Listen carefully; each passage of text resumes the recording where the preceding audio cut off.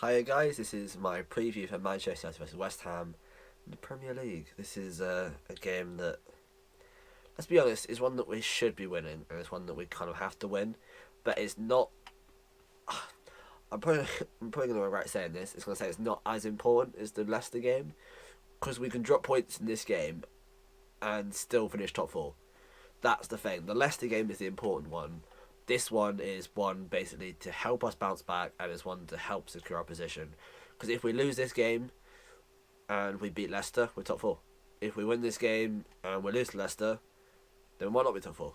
So this game isn't as important as that Leicester one, but it's definitely a safety blanket in terms of results. In this video, like my previous previews in the league, unlike the cup competition, I'll be doing the different categories again of the overview, lineup, score prediction, opposition, all that lot. So, let's first talk about the behind the scenes of this game and what this game can do for either team's season. It's a bit weird that it doesn't feel like it because of this whole big old festival of football since it's all come back. It's because there's been so many games so thick and fast. We're on the second to last game of the season for Manchester United. And without the cup competition now, we're at the FA Cup. We've got this one, the game against Leicester, and then the Europa. So the Europa, it depends on how far we get into it. Definitely got at least at least three more games. I think there might be single leg in Europa League. So we've got two more games at least in the Europa League because we're not losing the LASK because we're 5-0 up. That's not going to happen. But yeah, we're against West Ham, which they're not mathematically safe, but they're probably safe. They are ahead of their relegation rivals by about 3 points, with everyone below them having one game left, and they've got a much better goal difference. So unless we can hit double digits against them, they're fine. And at this point, because I think they might feel that they're fine and they're secure, they might go into this one looking at it as pre-season, because they're not playing any cup competitions because they're all out of those. So they've got 2 more games now to prepare for next season, because pre-season isn't a thing this between the end of this season and next season, because only a couple of weeks after the Europa and about a month after this season's finished between the next season starting. So their pre-season is now pretty much. So I feel like we could see a somewhat weaker West Ham team, a team that we should be beating anyway on paper, a team that sadly we have struggled against.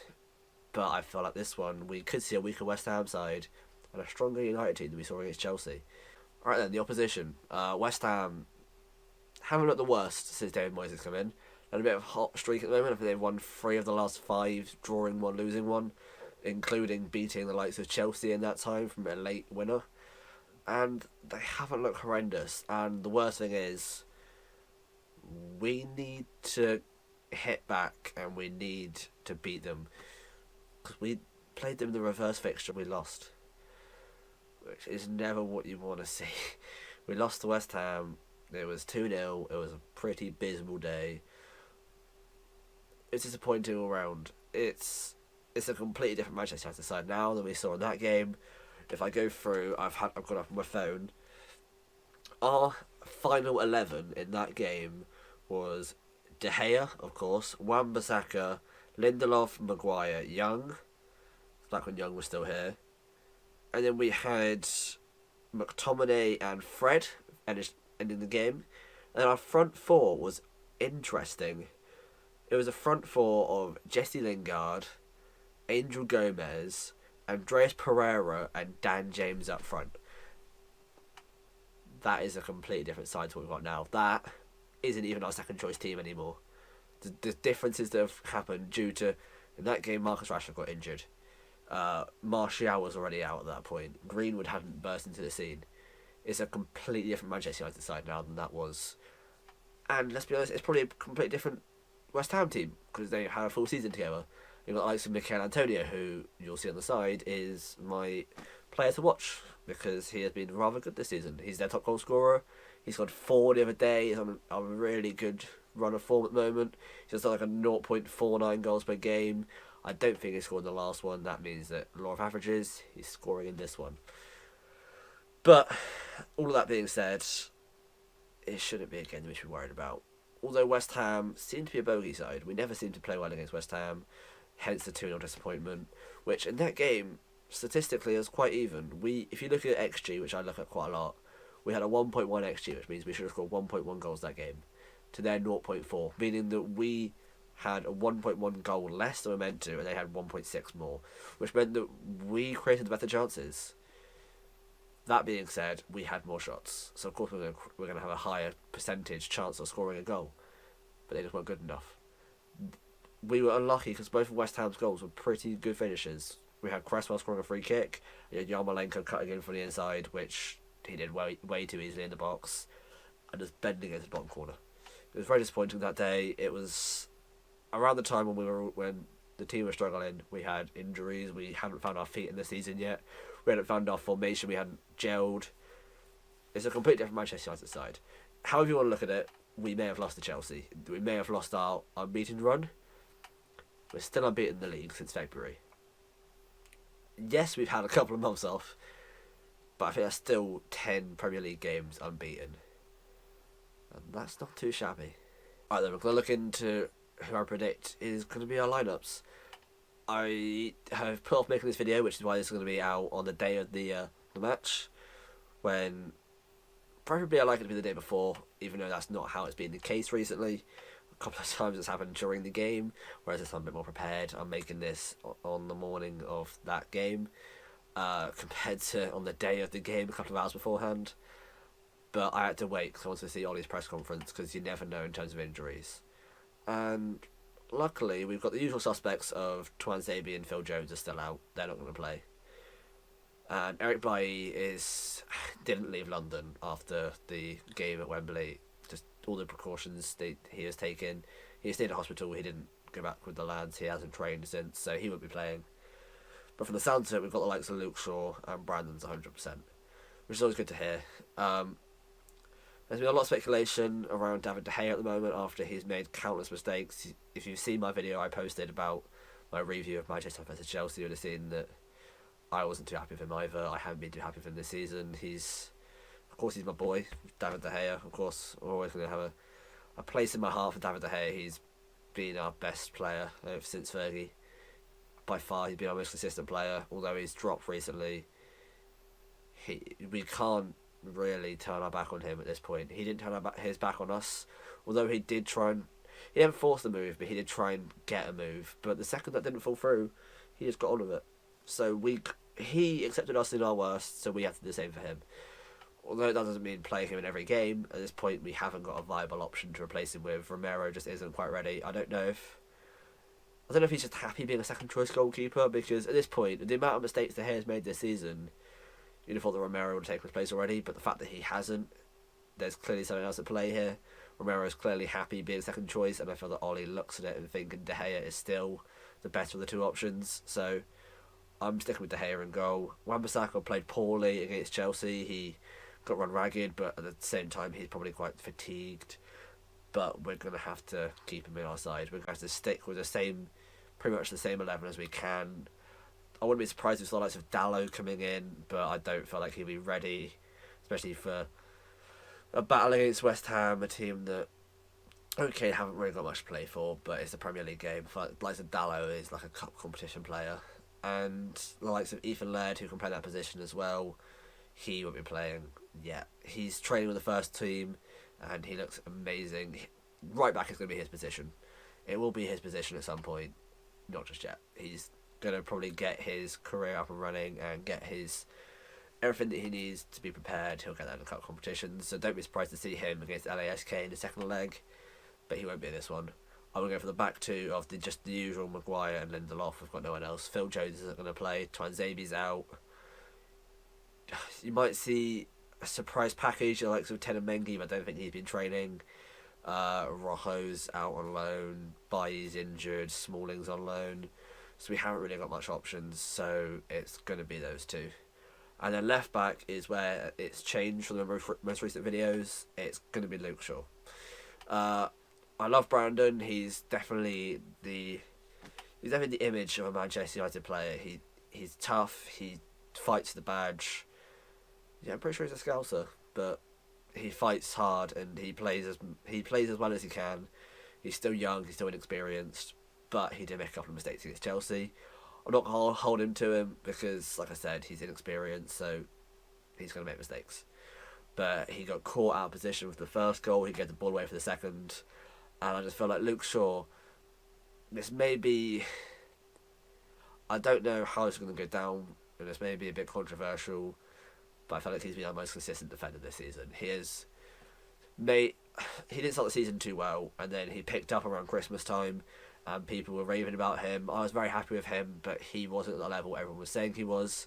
It's just that he set such a low bar, and so that Ashley Young set such a low bar at that position, that as soon as we didn't see shit, we thought it was amazing. And as of recently, he's been putting in 7, 8, 9 out of 10 performances. And if it wasn't for that, him going down injured against Southampton, I reckon we would have won that game. He was one of our standout players. That ball that he played to Marcus Rashford, that unfortunately he was offside, was incredible. He's starting to find his feet. He's starting to get forwards. Starting to get in behind defenders. He's definitely making the runs that we want him to make. He's no longer being an inverted fullback. He's definitely being an overlapping fullback, which allows Marcus Rashford to cut inside. And we saw the likes of Martial's finish against Bournemouth, I think it was, where he put it top corner. It was an incredible strike, but that wouldn't have happened without Luke Shaw's run. He ran in behind Martial, drawing the defender away, giving him that little bit more room just to get it out of his feet and bend it. So he's definitely found his feet, and I'm going to go with Luke Shaw over Brandon Williams in this game. And I'm going to go with pretty much the expected final six. It's going to be Matic, although he looked pretty good when he came on, but he definitely has been run bare. His legs are definitely going, like we've seen that over recent performances, but I think we need to stick with him. And I'm going to have Pogba next to him. I feel like Pogba's a shoo-in to be playing because he was resting against Chelsea. He came on in the 60th minute. The fact that he didn't start makes me feel like he was tiring, but he should be sharp after only playing half an hour in that game. And then I'm going to say Bruno in Cam, but don't be surprised if he doesn't play. I've said this quite a few times now. Don't be surprised if he doesn't play. He's played every single game. I wouldn't be surprised because West Ham are a team that are going to sit off of you and try and hit you on the break. They're going to allow us to have the ball. They're going to allow us to play our passing patterns. They're not going to press us too much. And I feel like in that type of game, Bruno isn't as important in terms of his presence, in terms of winning the ball back, and his all-around game of winning the ball back, of fighting players, of just using his strength and using his energy. So don't be surprised if we see the likes of Juan Mata in that game instead. Or maybe even Jesse Lingard. Don't be surprised to see him in the number 10 instead. And then I'm just going to say the front three of Martial, Rashford and Greenwood. Both Martial and Greenwood were rested again against Chelsea. Came on, but both of them didn't start. That makes me feel like they're both being rested, ready for this one. So that's my starting 11. I'm going to go for De Gea, Wan-Bissaka, Lindelof, Maguire, Shaw, Matic, Pogba, Bruno, Marcus, Martial, Greenwood. I don't know why that completely went out of my head. For some reason I had James in my head. I feel like he might play. I don't know. Doubt it after he started and he didn't look great. But also one thing I want to say is keep an eye out for the bench. We might have some surprise packages in there. Like the likes of Teden Mengi or Ethan Laird or Jimmy Garner or who else could there be? I was going to say Elijah Hamazami, but he's gone now. Don't be surprised to see some academy boys in there. Don't be surprised if we're 2-0 up and Ollie wants to give them a chance, or we're 3-0 up, or we're winning and we're cruising. Don't be surprised if Ollie brings on a couple of young lads that we wouldn't expect. Dylan Levitt, that's the thing I was thinking of. Teden Mengi, Jimmy Garner, Ethan Laird, and Dylan Levitt. Don't be surprised if you see any of those playing, because they are quality. They are going to be... They're not of the quality of Mason Greenwood, but they are going to be the breakthrough stars next season. Mark my words, they'll be playing at some point. They'll be playing quite a big part in the cup competitions. The likes of this season, we've seen Ollie keep progressing on with the likes of Andreas Pereira and Jesse Lingard and all of these players in the cup competitions because he has to rotate. Don't be surprised if he beds in the youth just for this game, or for the Leicester game, or for the Europa game, just so they're ready for next season, so that we're not relying on those players that haven't been performing and instead relying on the youth and the future. Right then, now I've gone over all of that, it's time to have a look at my score prediction. West Ham have looked good recently. I think they scored something like 3 goals in the last 3 out of 5 games, something ridiculous like that, in the same way that we've done similar. So they're definitely a team that can score, especially Mikel Antonio. I've already mentioned him recently. Mentioned him in the West Ham section of this video. I'm not going to be surprised if he scores, which is why I'm going to say... I'm going to say it's going to be scrappy for a bit. I reckon they're going to score first, because we always start slowly. I reckon Mikel Antonio is going to score. It's going to be our defence is going to look shaky. I feel like Maguire's going to make a mistake, or Lindelof, and it's going to lead to a Mikel Antonio goal. And then we're going to score on the break. Probably a Mason Greenwood goal. We're just going to settle down a bit, and then we're going to take control, and it's going to finish 3-1 to Manchester United. Let's see what FIFA feels, shall we? You got Rashford here on the ball. He plays out to Luke Shaw. Luke Shaw keeps hold of the ball, plays it back to Marcus. This is some good play down the wing. Marcus inside to Bruno. Bruno into Martial. What can Martial do here? And he finishes near post. Of course he does. That makes it 18 goals this season in the league for Marcus Rashford. 8 assists already for Bruno. What a duo, eh? Bruno to Martial is just such a signature combination these days. Yeah, what a partnership. What a partnership. And Martial as well to keep his composure and finish at the near post. Too much power for Fabianski to handle. And it's 1-0 Manchester United in this fixture. There we are. There's the lads celebrating. You got Marcus Rashford run down the wing right on the edge of half time here. It's Bruno into Paul Pogba. What can Pogba do? He plays it back to Bruno. Bruno shoots off the post and Mason Greenwood finishes. What a talent that boy is, and that's 10 in the league for him as well. He's hit double digits as an 18-year-old. That is crazy. I'm not sure if that'll go down as a Bruno assist, but it probably deserves to be. And that'll be 9 for the season for him. And that's 2 assists already today. After a great strike ricochets, and Greenwood does well to be there. And as well to hit that volley and keep it down low. The defender does completely misread it, but you can't discredit Mason Greenwood for that finish. It was incredible, and he looks happy. He does look happy. West Ham have it. They failed to clear their lines, and Bruno with a nice little flick. Plays it into Martial, but he is offside. We could tell that straight from the off. That's a good save. Here we have Rashford on the wing, the 64th minute. What can he do with the ball here? He cuts back, plays it into Luke Shaw. What can he do? Back. This is some good football between these two here. And Luke Shaw drifts past his man with ease. Tries to deliver it, but it's intercepted. Can West Ham clear their lines here? They're struggling. They just can't clear their lines. Fred wins it back up quite high up the pitch. Back to Luke Shaw again. Back to Fred. Into Marcus. Back to Fred. Into Tony. And Martial finishes at the near post. That is incredible play from Manchester United. That's 19 goals for Marcus Rashford. Marcus Rashford's for Martial this season.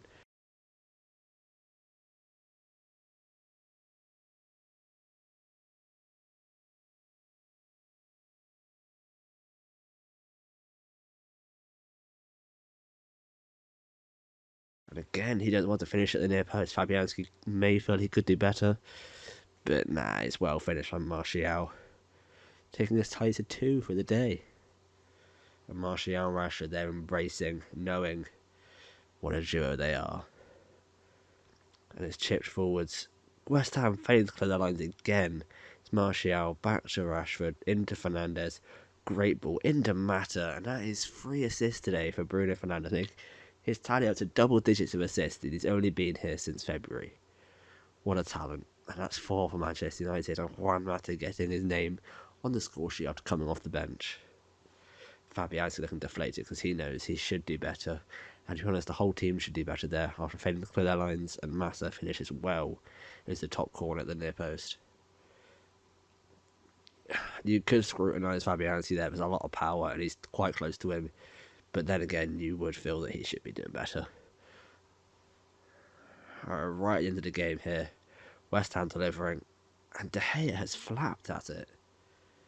That again shows his frailties this season. Look at that. He just can't get anywhere near it. He fails to win the ball in the air.